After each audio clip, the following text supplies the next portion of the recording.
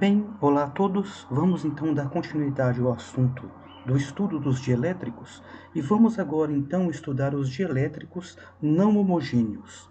Os dielétricos não homogêneos são aqueles caracterizados por uma permissividade elétrica que é variável. No exemplo que nós estamos aqui considerando, vamos imaginar então um capacitor posicionado no plano XY, cujas placas, uma placa posicionada sobre a posição x igual a zero e outra placa posicionada na posição x igual a d. Portanto, é um capacitor de placas paralelas distante d.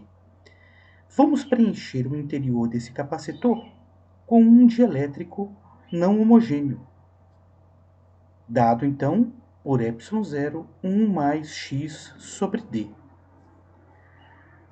A placa posicionada em x igual a zero está no potencial zero, enquanto a placa posicionada na posição x igual a d está num potencial V0. Obviamente, o potencial entre a placa em x igual a zero e a placa em x igual a d, esse potencial varia de um valor V0. Né? Muito bem. Podemos então determinar o campo elétrico no interior do capacitor, o potencial entre as placas, ou entre uma placa e uma posição dentro do material, e a capacitância do dispositivo. Ok? Muito bem. Então, comecemos pela determinação do campo elétrico. Para determinarmos o campo elétrico, basta usar a lei de Gauss generalizada. A lei de Gauss generalizada, integral na superfície gaussiana do vetor D, produto interno dA, tem que ser igual à carga livre. Nós já fizemos alguns exemplos relacionados à lei de Gauss generalizada, e o que nós podemos dizer, né? Que o nosso vetor D nada mais é do que a permissividade do material, que agora varia com a posição x, o campo elétrico, vezes a área da placa, igual a carga livre sobre a placa. Né? Estamos aplicando aqui a lei de Gauss generalizada num capacitor de placas paralelas. O que muda, então, com relação ao caso anterior, onde nós temos um capacitor homogêneo, né? O que muda é que nós temos uma permissividade que agora está variando com a distância. Né? E olha que a distância que nós estamos considerando, ela tem que ser colocada dentro de um referencial para que essa equação faça sentido, para que essa relação faça sentido. Muito bem, então podemos isolar o campo elétrico. Isolando o campo elétrico, nós temos Q sobre x vezes A, sendo A a área da placa, sendo que é de x nada mais é do que ε0, 1 mais x sobre D, vezes A. Portanto, o potencial, o campo elétrico, né, está calculado. Podemos, então, calcular o potencial. Notem, o cálculo do potencial depende da existência do campo. Então, quer dizer, uma vez tendo o campo elétrico calculado, nós podemos obter o potencial. Essa é a regra. Ok? Então, muito bem. Então, uma vez tendo o campo elétrico, aplicar a regra, né, a lei que define o potencial. Potencial de um ponto positivo para um ponto negativo, né, do campo elétrico, produto interno dl, tem que ser o campo elétrico. Aqui eu rebatizei a variável x para x', porque nós podemos calcular o potencial entre o ponto zero, onde está a primeira placa, e qualquer ponto no interior do capacitor. O potencial entre o ponto x0 e o ponto D é o potencial máximo. Entre a posição x igual a zero e x igual a D é o potencial máximo, que é o potencial entre as placas. Mas a diferença de potencial você pode calcular entre qualquer ponto, entre o x igual a zero e qualquer ponto do capacitor, que é o que nós estamos fazendo aqui. Calcular o potencial entre o ponto x igual a zero e qualquer ponto, né, no interior, do capacitor, a uma distância x. Né? Então, substituímos o campo elétrico o nosso DL, né? A distância entre as placas, né? Nada mais é do que um dx, portanto, né, estamos calculando aqui a nossa, o nosso potencial, né?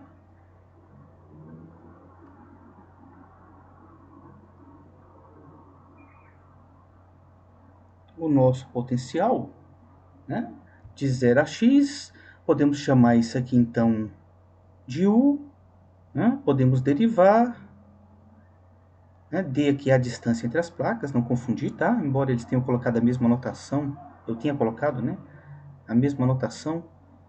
É ruim, talvez eu tivesse colocar um L, talvez, né, para ficar mais diferenciado em relação à derivada, né? Mas aqui vocês entendem, né?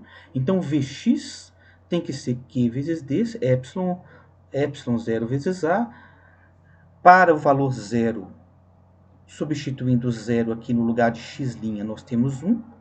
Para o valor x, substituindo no lugar aqui de x', nós temos então essa expressão aqui, né, no nosso limite aqui de cima, quando colocamos tudo na variável u. Então, integrando, temos isso aqui, né? Muito fácil, integral do logaritmo. O potencial, então, numa posição x, de x igual a 0 até uma posição x dentro do capacitor, potencial, então, é dado por essa expressão. Notem, o potencial máximo é quando você assume x igual a d, né? Então, assumindo x igual a d, nós temos então o nosso V0, que é o potencial em que a placa a última placa está aplicado, né? O potencial V0. Então vai ser para VD, né? Então aqui D, então nós vamos ter log de 2 aqui, ó, né? Q vezes D, ε0 log de 2. Capacitância nada mais é do que a razão da carga sobre a diferença de potencial aplicada, né? Então, se nós temos a carga e fixamos o potencial para aquela carga, nós temos aqui o potencial máximo, né, dado. Se fixarmos a carga para esse potencial, temos a capacitância do sistema, a capacitância, né, do dispositivo. Então, a capacitância do dispositivo é ε0 vezes A d log de 2. Certo? Bom, podemos até reescrever o campo elétrico em termos do potencial máximo, né? Porque se o potencial máximo é isso aqui, notem que você pode manipular os termos aqui de tal forma a eliminar a carga vezes ε0 vezes A.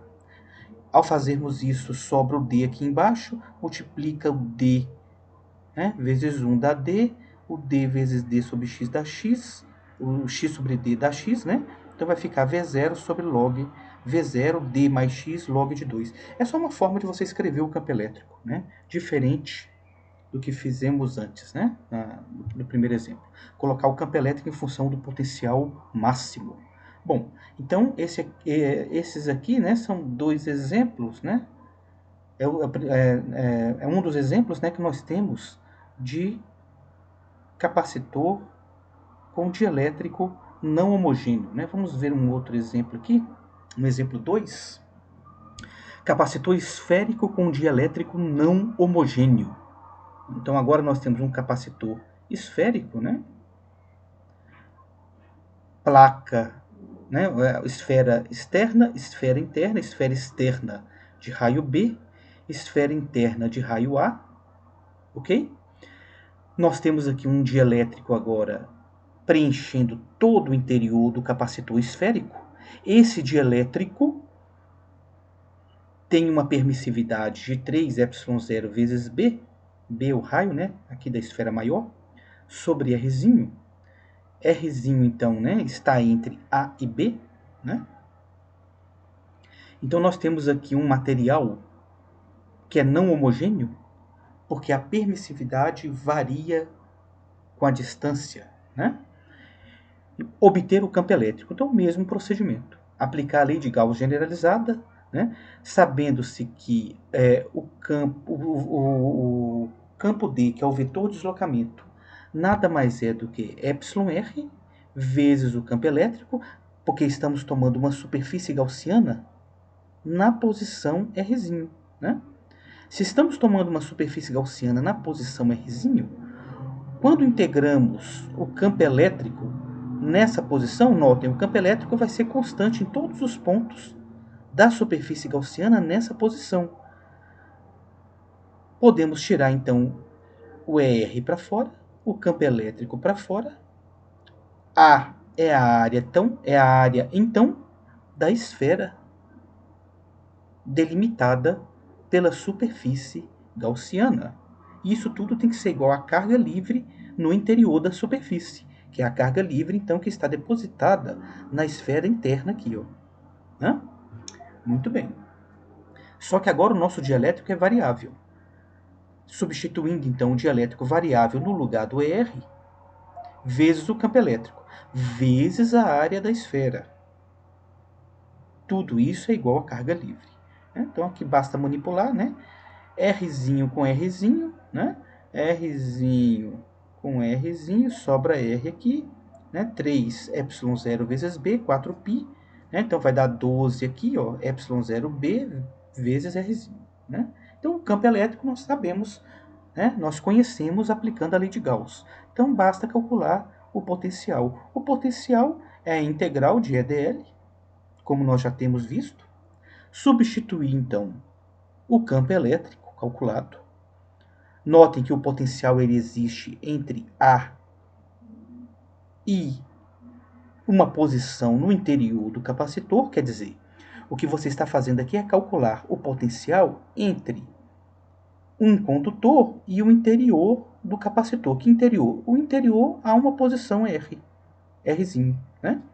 Então, calcular o potencial entre A e Rzinho. Estou chamando esse Rzinho aqui de R' porque ele é variável da integração, certo? É por isso que eu estou chamando de R'. Porque eu quero calcular a diferença de potencial entre um ponto A e um ponto Rzinho, certo? Muito bem, então integrando aqui, ó, né? Colocando para fora tudo que é constante, carga 12πε0b sobra 1 sobre Rzinho, que é o logaritmo, de A a Rzinho, né? Então, logaritmo de Rzinho sobre A. Calculamos, então, o potencial a uma posição na posição Rzinho, dentro do capacitor esférico. O potencial máximo, obviamente, é quando você faz o seu Rzinho igual a B, que é a diferença de potencial entre um condutor e outro, entre uma esfera e outra, né? Então, o potencial máximo que você pode ter nesse capacitor é o potencial entre as esferas, interna e externa, né?